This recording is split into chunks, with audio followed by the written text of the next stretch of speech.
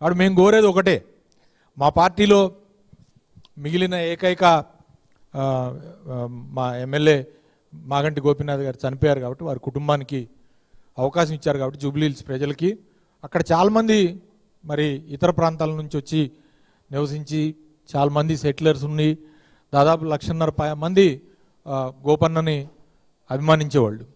Last ఎన్నికల్లో కూడా గోపీనాథ్ గారికి అన్ని వర్గాల ప్రజలు మూడోసారి గెలవటం కూడా గొప్ప విషయం, హ్యాట్రిక్ విజయం.